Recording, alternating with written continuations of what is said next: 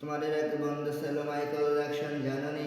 সে হঠাৎ করে সে ইংলিশে গান গাইতো।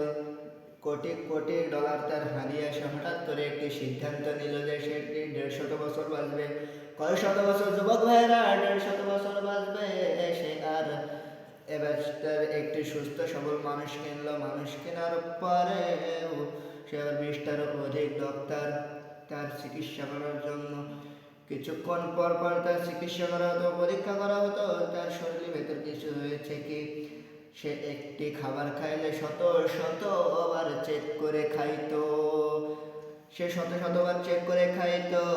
সে এবার পুরো জামা কাপড়, আমরা যেটা বলে থাকি জামা কাপড় পরা ধরলো। জনে উনি কারোর সাথে কথা বলতো না, কারোর সাথে মিশতো না।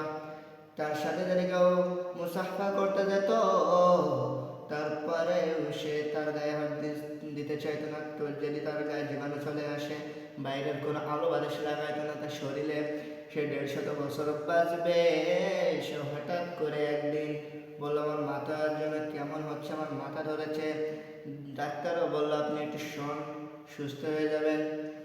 এবার সে মাইকেল জ্যাকসন শোয়ার পরে সে তার কিছুক্ষণ পরে ডাক্তাররা গায়ে হাত দিয়ে দেখছে যে সে আর দুনিয়াতে নাই। সে আর কনে নাই, দুনিয়াতে নাই। তার এমন একটি সিদ্ধান্ত, সেও তার বয়স মাত্র 50-এর কোটা পেরিয়ে গেছে। 50-এর কোটা পেরিয়ে গেছে, সামনে এখনো অনেক সময় বাকি। 150 বছর পার হওয়ার পর 50-এর কোটা পেরিয়ে যাওয়ার পরে